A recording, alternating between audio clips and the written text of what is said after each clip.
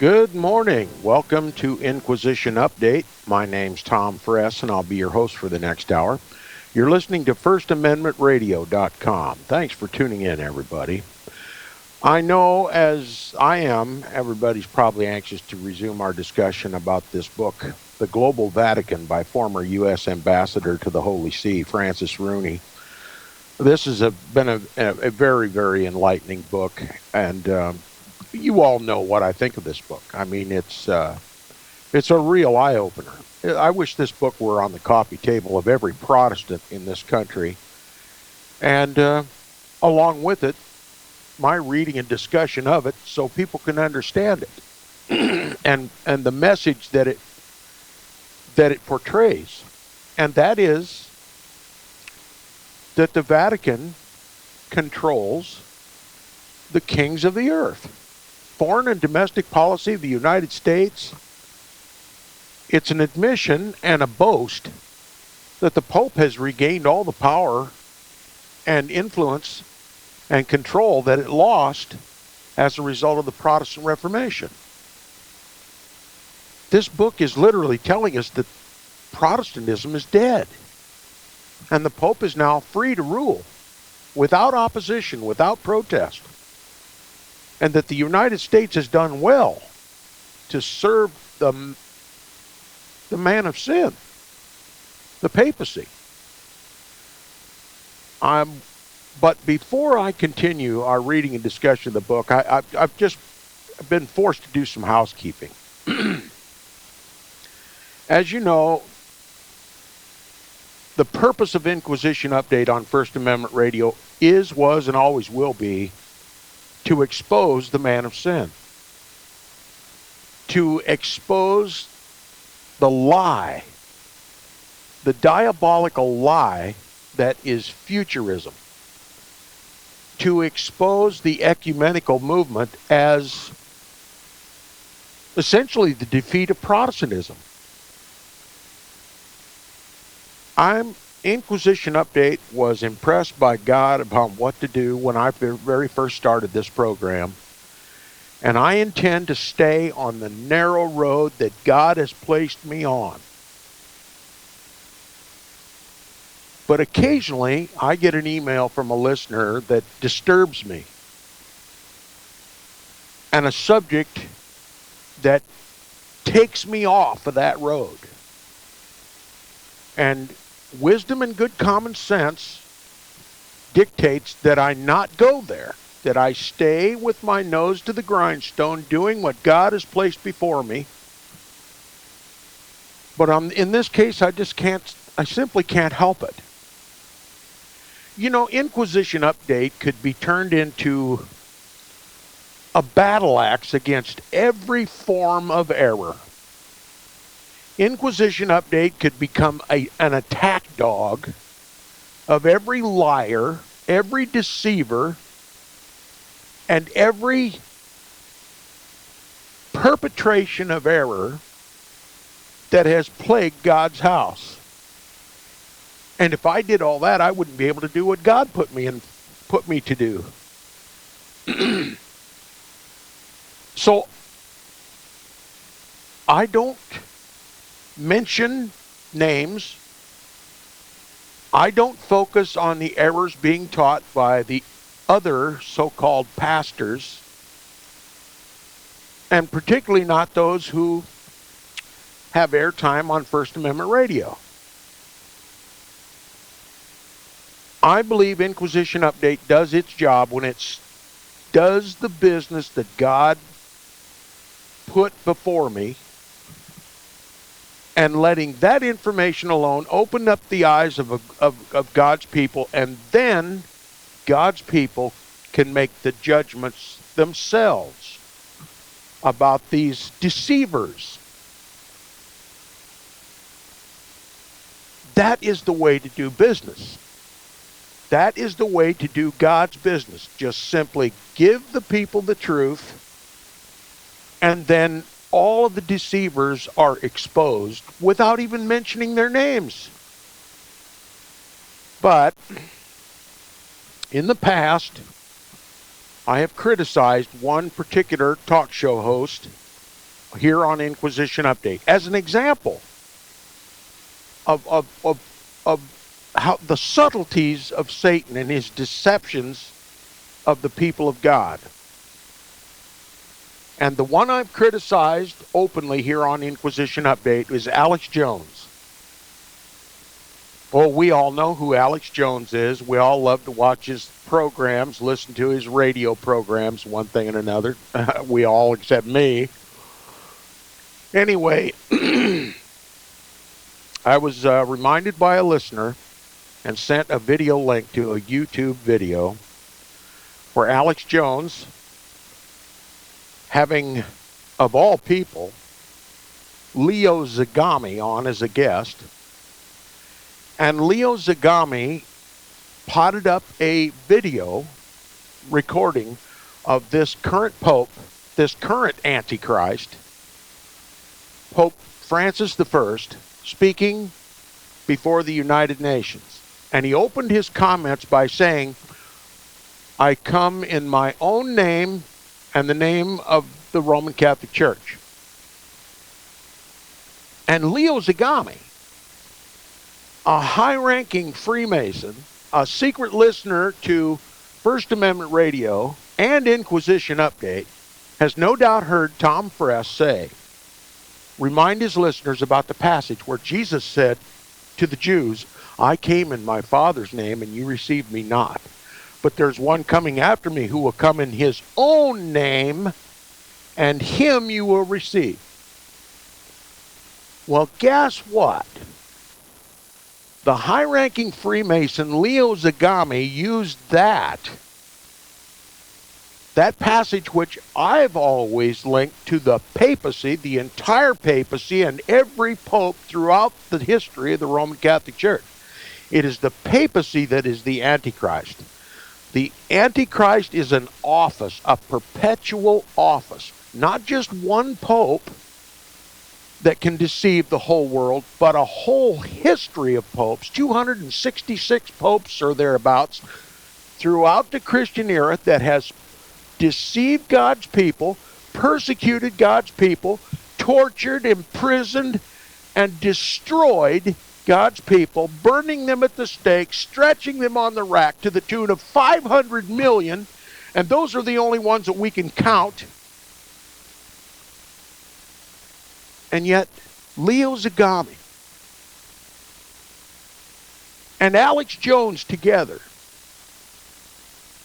tried to twist what I say and apply that passage to this one particular Pope, Francis I, Jorge Bergoglio. Now, what does that accomplish? Can anybody tell me what that accomplishes? I'll tell you what it accomplishes. It makes Jorge Bergoglio the man of sin, the son of perdition. And that all previous popes and all subsequent popes will be the vicar of Christ.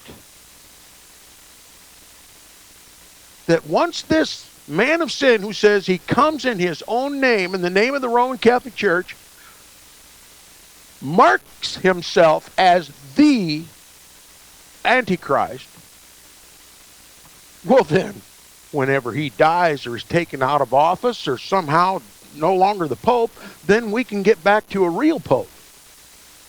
They're suggesting that this Jorge Bergoglio is a usurper of the papal chair. You know what this tells me? If I listen to that video carefully, what it tells me is futurism is true. That the Antichrist is just one single individual. Jorge Bergoglio, Francis I. That's futurism.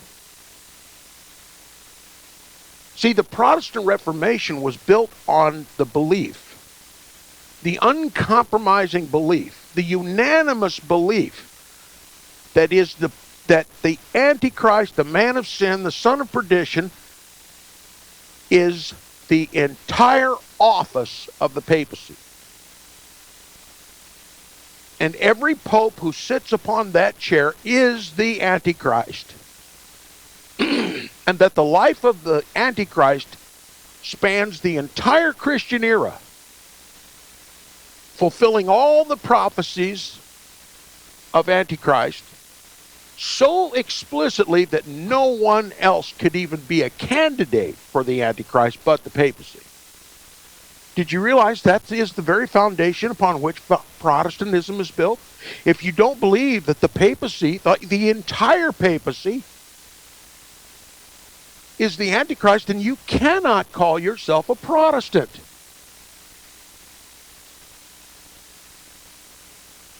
Now, Rome has always tried to shift the onus of Antichrist away from the papacy. That has been the groundbreaking lie that has been forever told in the Roman Catholic Church. Let me ask you a question. If the papacy insists that the popes are not the Antichrist, then why do they work so hard to shift the onus away from themselves?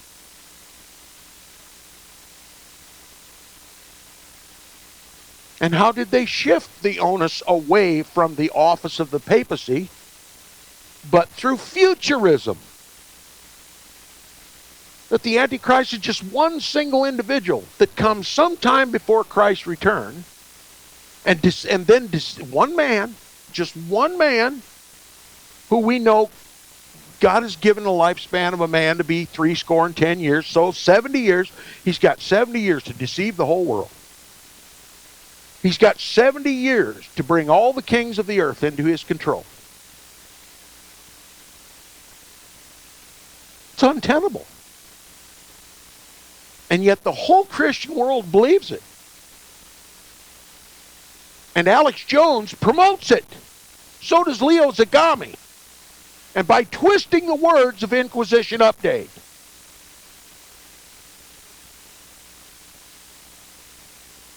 Now I got one listener that's just all uppity excited about Alex Jones is finally exposing the papacy.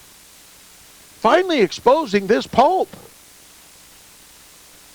Maybe Alex Jones is beginning to see the light. Maybe Leo Zagami, the 33rd degree Freemason, is beginning to see the light. This Pope Jorge Bergoglio says he comes in his own name.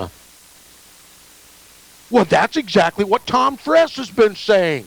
That the papacy comes in his own... No. That's not what they're saying. They're saying Jorge Bergoglio comes in his own name. You know what the name is? Vicar of Christ.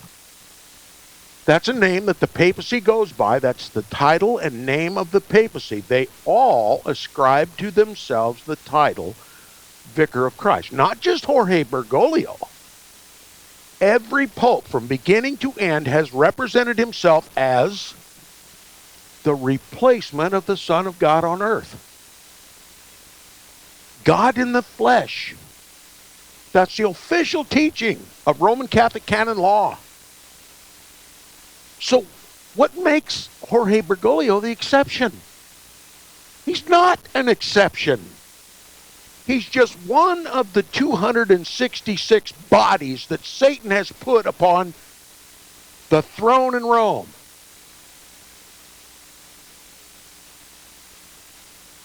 And if you think for 1 minute that Alex Jones is coming to the light, I'll tell you what it is. Alex Jones has so much experience deceiving people and deceiving Protestants that he's become really sophisticated in his deceptions now. There isn't a Protestant bone in his body. He has no right to call himself a Protestant. Leo Zagami has no authority to twist what I say and apply it to one pope when I have never done the like.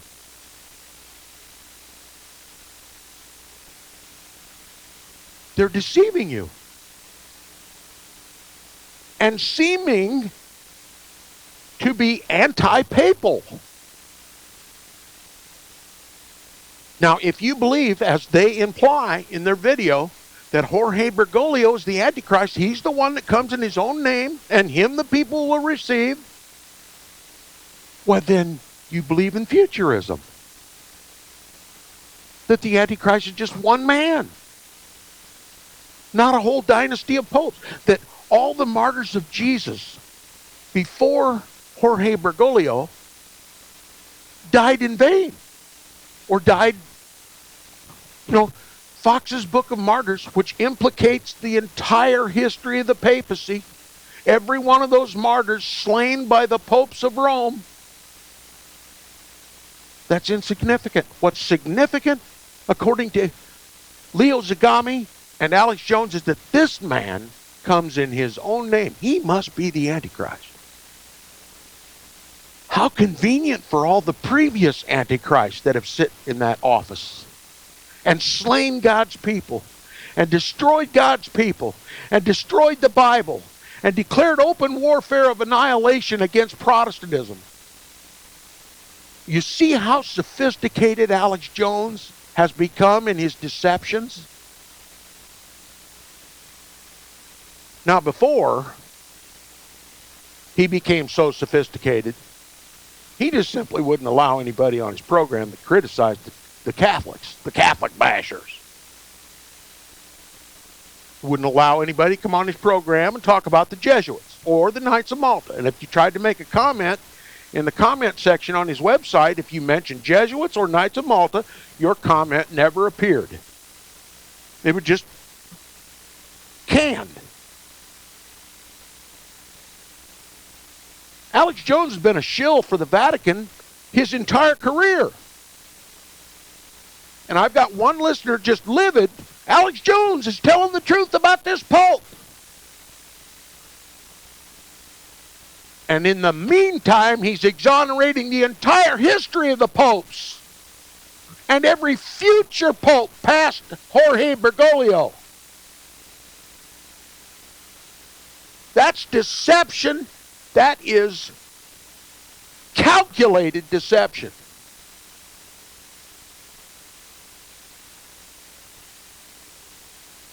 Alex Jones is a deceiver.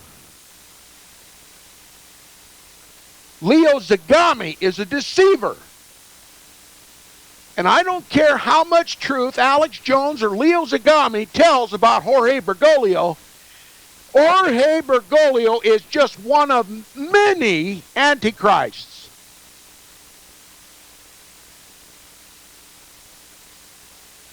And I'm incensed that they dare to take the teaching of Inquisition Update and apply it specifically to Jorge Bergoglio, thus continuing the counter-reformation of the Jesuits and the Council of Trent.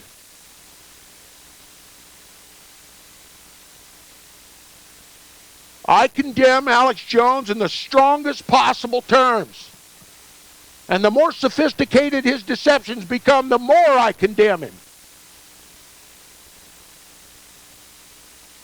And now my listener says, well, at least he's doing more than Chuck Baldwin. At least he's doing more than Rick Wiles. Let me tell you something. I've worn out a keyboard trying to convince Chuck Baldwin who the enemy of Christ is, and never gotten one single response from that man. Now, he's highly respected here at First Amendment Radio, but I've got no respect for him. There isn't a Protestant drop of blood in his veins. Now, he might well be an American patriot. He might be a defender of the Constitution, but he's not a Protestant.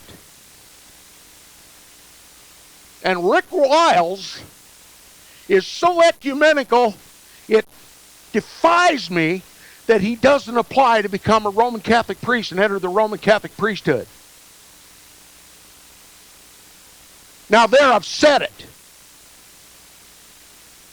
I've made myself an enemy of the deceivers on First Amendment Radio, going where even angels fear to tread.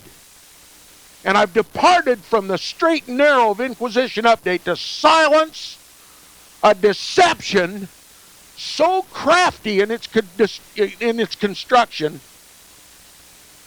as to render it even more diabolical than it was before.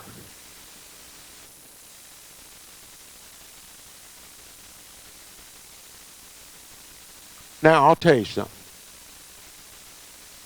I once had hopes that Alex Jones was coming around. He had Chris Pinto on his program.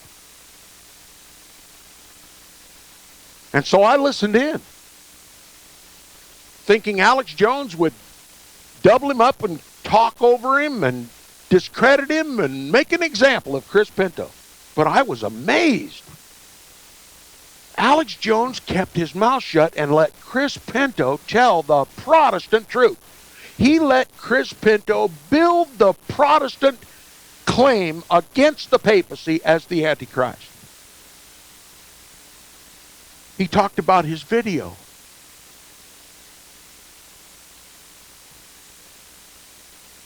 The true history of the Founding Fathers.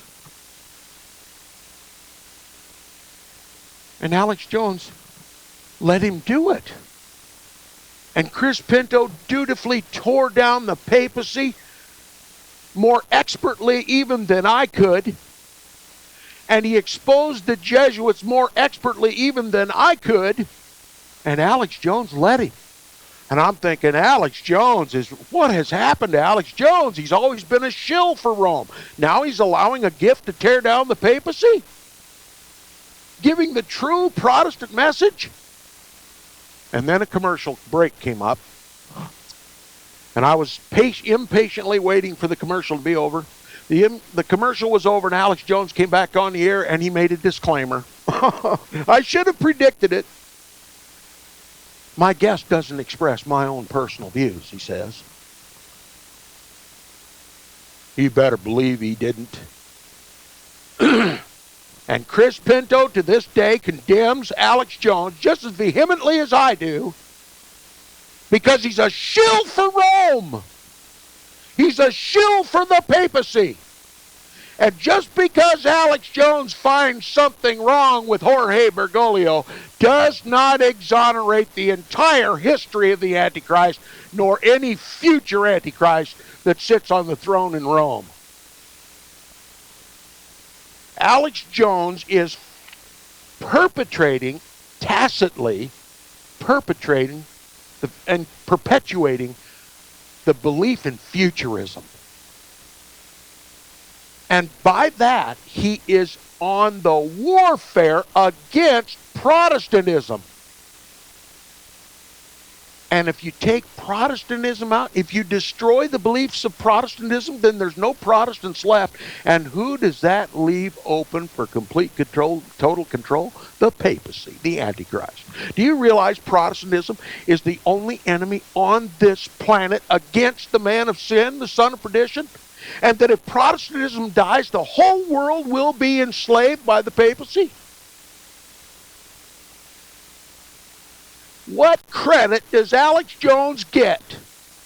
What credit does Alex Jones deserve by becoming even more sophisticated in his deceptions?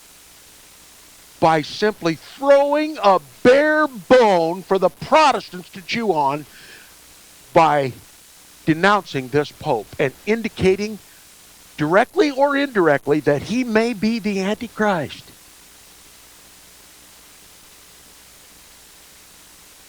I hope I'm making sense to my listeners. I hope I'm making sense to my listeners.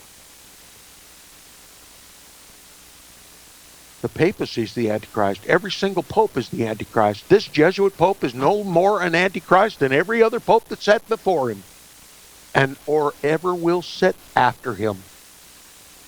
The Protestant reformers were correct. Alex Jones is a deceiver, and Leo Zagami twisted the teaching of Inquisition Update to draw attention to himself and to Alex Jones. I won't allow it.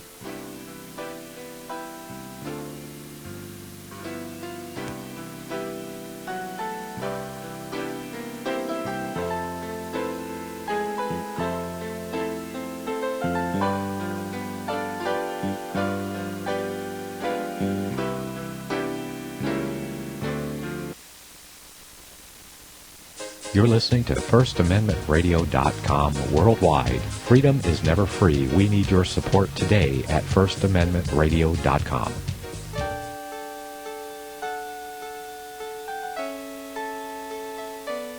The program you are listening to is 100% sponsored by you, the listener, on this First Amendment Rights Media channel.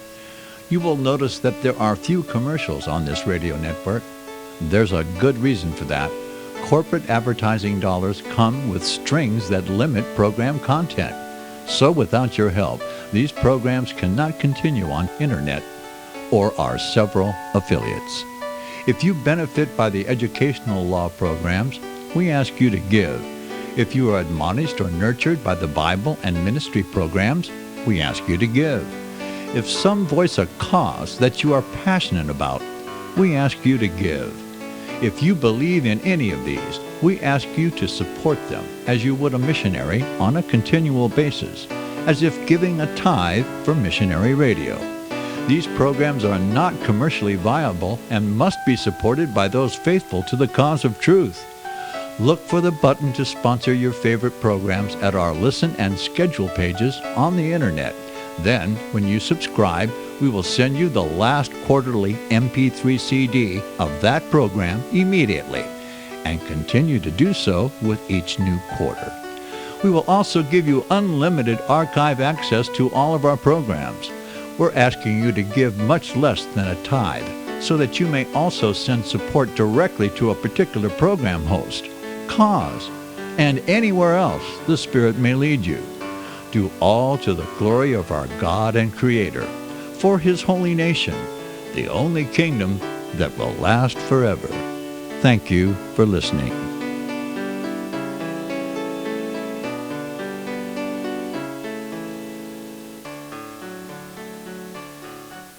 Gold and silver is tremendously undervalued. Global demand vastly exceeds mine supply by more than 60% annually. There is little in the financial world more certain than a coming explosion in the prices of gold and silver. The U.S. dollar continues to lose value and respect as the world's reserve currency. Our nation faces challenges on many fronts, and a day doesn't pass without another economist bringing forth warnings of impending economic calamity. There has never been a better time than right now to acquire physical gold and silver. Discount Gold and Silver Trading was founded on the principles of truth and honesty. We believe in providing a quality product, quality service, and most importantly, competitive pricing. We provide all forms of precious metals, including American gold, silver, platinum, and rare investment and circulated coins. Silver bars, rounds, and 90% silver bags are on hand for the silver investor. Gold self-directed IRAs are available. Call Discount Gold and Silver Trading at 1-800-375-4188. Toll free, that's 1-800-375-4188.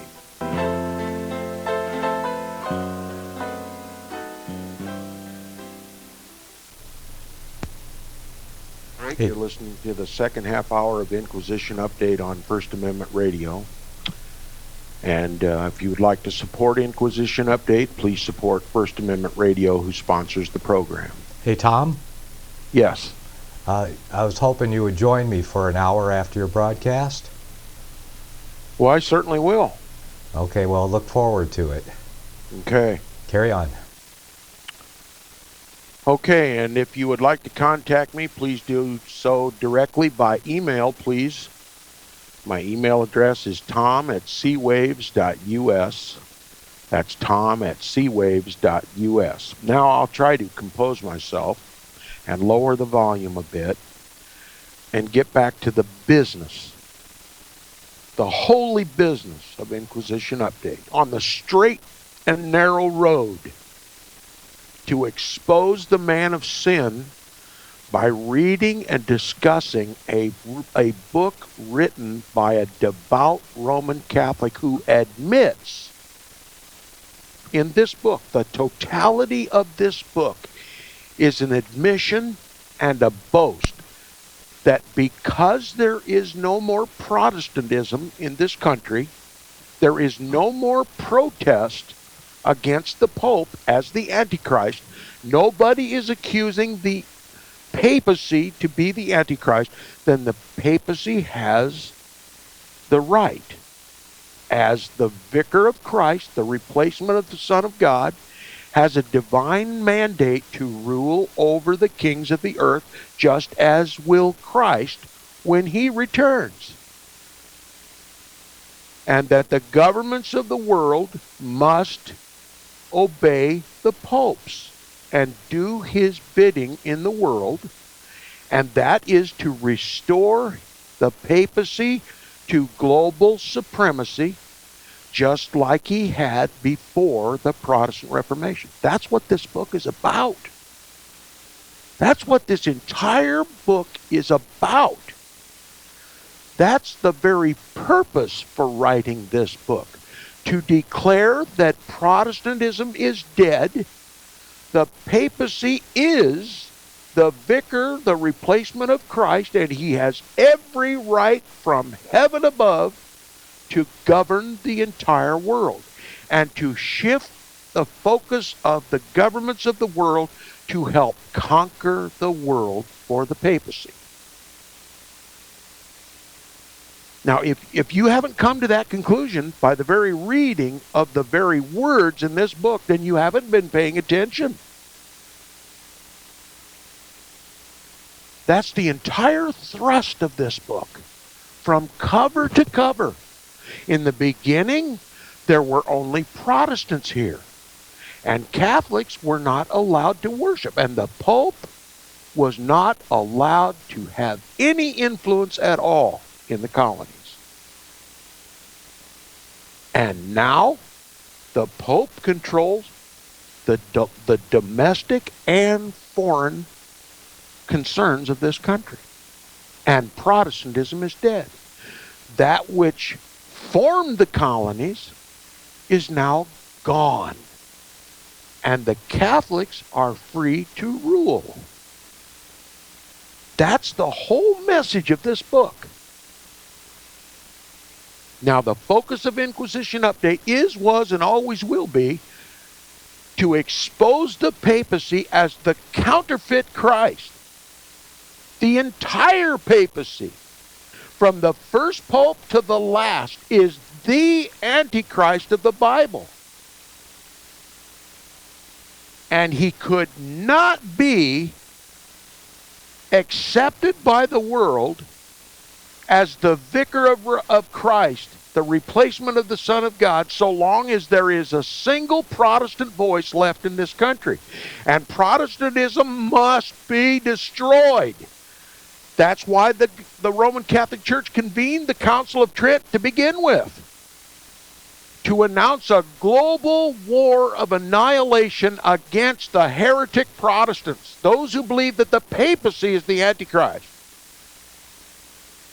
And that war has been carried on every minute of every day since the Council of Trent. And it rages more supreme today than it ever did in the history of this world. And that's why the Pope now is free to command the President of the United States to do thus and so. That's why the Pope now is free to command the Congress of the United States to do thus and so. There's no more protest. The papacy can walk into this country and celebrate it like a rock star, like God on earth, because there's no protest. Should we just lay down and die and admit defeat by the Antichrist? Shall we start lauding people like Alex Jones, who are just pointing the finger at one pope and exonerating the other with the other hand?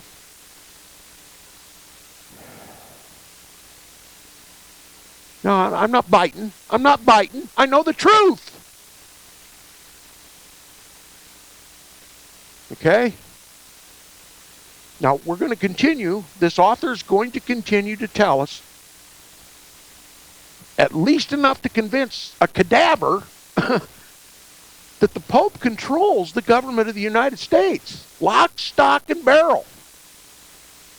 So here it goes, retreating just one paragraph from where we concluded yesterday for continuity purposes, as always, to make sure nobody can take out anything that I say and try to doctor up these recordings to make Inquisition Update say something he never said.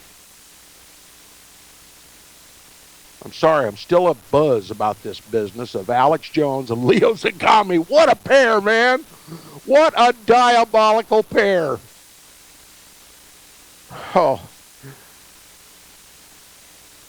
All right. Now, we were talking about the first Iraq War. George H.W. Bush, the Knight of Malta, serving the Pope with every dollar he could muster, every Protestant member of this, this country, feeling patriotic to go to fight this crusade against Saddam Hussein, who kicked the Jesuits out of his country. I gave too much credit to Saddam Hussein. He thinks he's the reincarnation of Nebuchadnezzar or Nimrod, but still he had the good sense to kick the Jesuits out. So I credit him maybe too much, just like my listener credits Alex Jones too much. But we got to give credit where credit's due, right? All right. Now, the Pope's pleas to avoid war had been ignored. The Vatican quickly moved to support U.S.-initiated post-war efforts. So the papacy's right there to determine the peace, right? The terms of the peace, typical Roman Catholic Church, typical papacy, typical Antichrist. He says to allay any suspicion of hard feelings, the Pope greeted George H.W. Bush warmly when he visited the Vatican in November 1991. The Pope and the President met alone for an hour, even longer than Pope John Paul II's visit with President Reagan in 1982. How cozy our presidents get with the man of sin, the son of perdition, the biblical, historical, and prophetic Antichrist, and there's not a word of protest in this country. How convenient for Satan himself.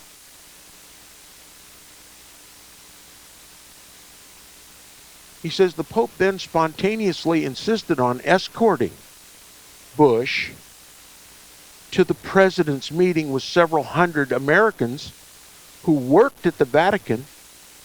Now we got Americans working at the Vatican. Compare that with colonial USA. We got American citizens working at the Vatican, and the president's just going to stop by while he's in Rome and say hi to all of his compatriots. Whoa. It says the Pope then spontaneously insisted on escorting Bush to the president's meeting with several hundred Americans who worked at the Vatican and attended the North American College as seminarians. That's right, Rome has a seminary for Americans. So Americans can come to Rome, to the Vatican, and attend the Vatican's college. What do you suppose they teach at that Vatican college? Well, of course, that the Pope is the vicar of Christ, and that the Pope has the responsibility ordained by God to rule over the governments of the world. That's what is taught in the Vatican at the college. And Americans go there. And when they come home, when they graduate, they come home, and then Rome shuffles them off to the most highest positions in our government.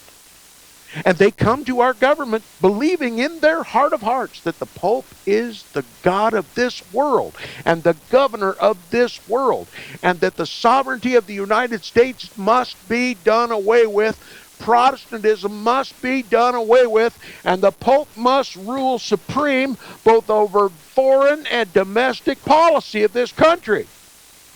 And George H.W. Bush went to greet all these people that are being indoctrinated in Antichrist teaching, anti-American teaching, anti-Protestant teaching, anti-Bible teaching, anti-Christ teaching. George H.W. Bush was escorted by the man of sin to go see these Roman Catholic indoctrinated seminarians. These Jesuit-controlled, Jesuit-educated, Roman Catholic seminarians who will be the leaders of this country. That's why they go to Rome, to groom to become the governors of the land, to run for public office, to be voted into public office, and make it look like it was the choice of the American people. Why, we prefer Roman Catholic politicians. We vote them in. And thus we take the blame and the punishment. Is it sinking in? Is it sinking in? The level of depravity, moral and spiritual depravity of this country? The total lack of Protestantism in this country? And the consequences of the lack of Protestant influence in the government of the United States is going to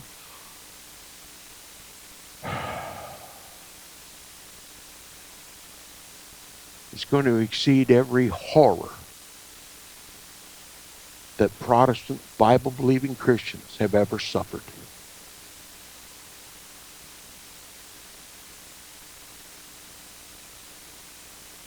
He says this was a small courtesy, but an important gesture of continuing warmth toward the American people.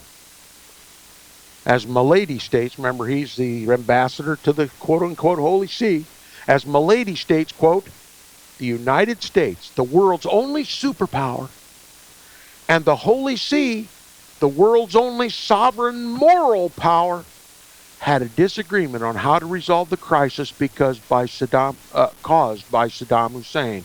But there were no hurt feelings as each power appreciated the other's overall commitment to a just and peaceful world order. Let me read it again.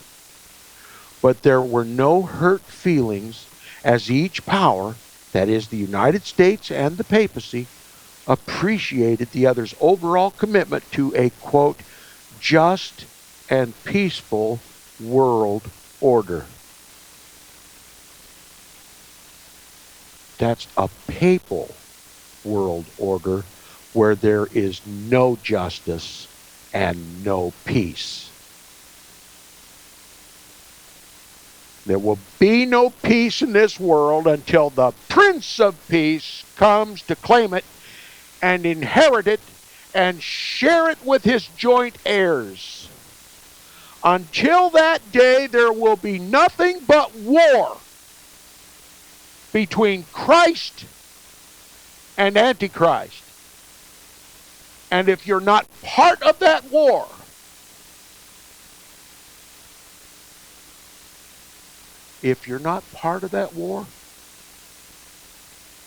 then you've surrendered. There'll be no surrender, no compromise, no peace talks with Antichrist.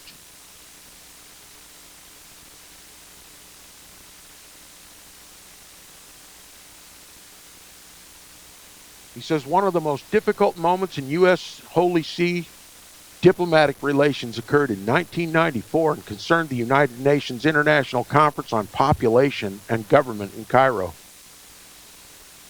Ambassador Ray Flynn, a former mayor of Boston, found himself representing a U.S. government that had staked out differences with the Holy See over many of the issues to be addressed at the conference.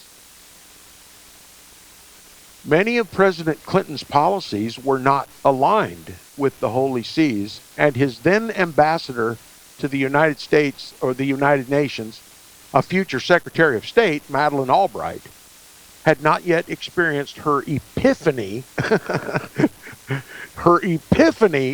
about the critical role of religion in international relations. Prior to the Cairo conference, an early draft of the, quote, program of action, unquote, had circulated among the attending delegates. Included in this document's articles was a guarantee of the right of, quote, unquote, pregnancy termination. Okay?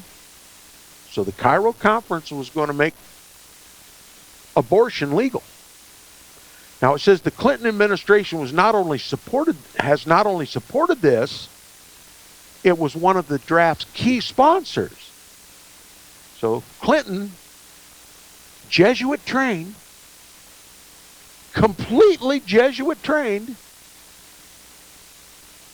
Bill Clinton seemed to be opposed to the sanctity of life. He appeared to be pro-abortion. Now, this reminds me of something that I read in the Vatican Billions by Avril Manhattan, that it was the Vatican had owned all the blue chip stock for the French company that devised the birth control pill. And when it became public, and it did become public, the Vatican, who so piously stands in defense of new unborn babies, was found to be the principal stockholder of that company that designed the birth control pill. And it was splattered all over the papers. And Rome was forced to, well, do something else. But you better believe the man of sin has no love for the unborn babies, especially those that might be raised in a Protestant land. And the papacy has always, despite its public claims, has allowed that institution that controls both foreign and domestic policy for the United States, has allowed birth control pills to be used widespread in the United States of America. See, the papacy doesn't care if you heretic Protestant, kill your baby in the womb. Why, Rome so much loves it that you'll kill your baby in the womb that he will finance by buying up all the blue chip stock in the French company that devised the birth control pill. Oh, did they ever tell you that the birth control, you all believe that life begins at conception, don't you? Sure you do. You're a Protestant, right? Well, they never bothered to tell you that the birth control pill does not prevent conception. You know, see, the birth control pill doesn't prevent conception. Conception, the fertilization of the egg takes place when you're on the birth control pill. The problem only comes when that growing embryo tries to attach itself to the uterine wall. That's where the life is extinguished. The life has already begun. Cells begin to divide before the quote-unquote zygote attaches to the uterine wall, to the mother. How many babies? How many babies, because of this false teaching, this careful hiding of that fact, how many babies did I conceive with my wife that I killed by allowing her to be on the birth control pill? Well, that's right. I'm not going to go around condemning you. I'm telling you I did this. How many babies, how many offspring did I produce that I killed in the womb by taking a pill that was given, leading me to believe that it prevented conception? Now, Bill Clinton believes in abortion. He said so publicly.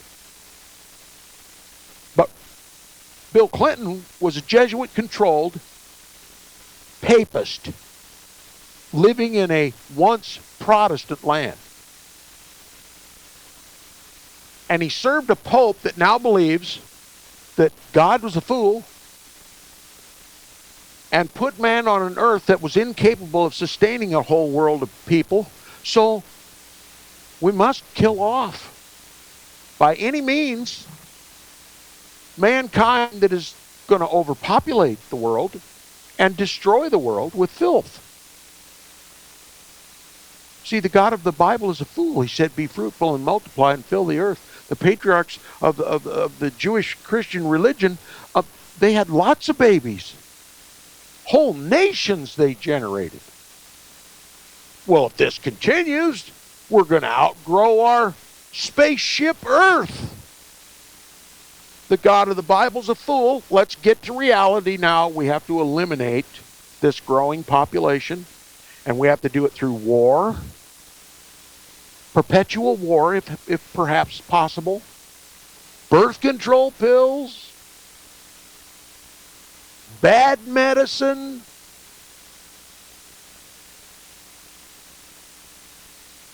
You see what this is? Now Rome, all she's got to do is stand in front of the cameras and say, we support the sanctity of life from cradle to grave. And the world just gobbles that up like candy because that's the Christian message, isn't it? But it thinks nothing that Rome puts in place in the White House a Jesuit-trained Bill Clinton who supports abortion.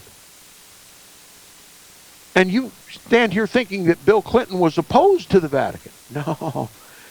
He promoted the Vatican agenda. The secret, but real Vatican agenda. Okay? So this author's just as deceived as the rest of the world. He said many of President Clinton's policies were not aligned with the Holy Sees, and his then ambassador to the United Nations and future Secretary of State Madeleine Albright had not yet experienced her quote-unquote epiphany about the critical role of religion in international relations. Not a word said in this whole book about the Bible. Just religion. The traditions of men. The traditions of the papacy. Full well you reject the commandments of God by keeping your own, or rather the Pope's traditions.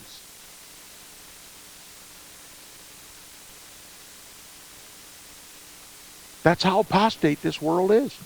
You know, we can all read our Bibles and see how the Jews had perverted the truth and kept their own traditions, thus nullifying the law of God.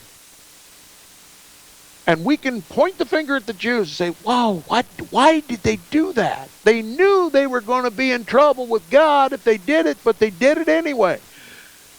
And we stand aloof thinking ourselves so pious when we have done worse.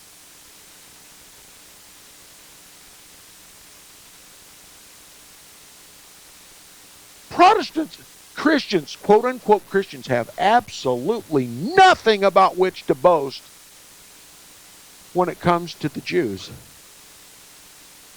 All of us who can sit back and read the Bible and see how they went error after error after error, when God tried to make them the shining city on the hill, the example to all the pagan Gentile nations, to bring them all to Christ, and they failed repeatedly, miserably, and God punished them. But we don't see our own error. Bill Clinton was a Jesuit-trained papist, and he believed in abortion. He promoted abortions.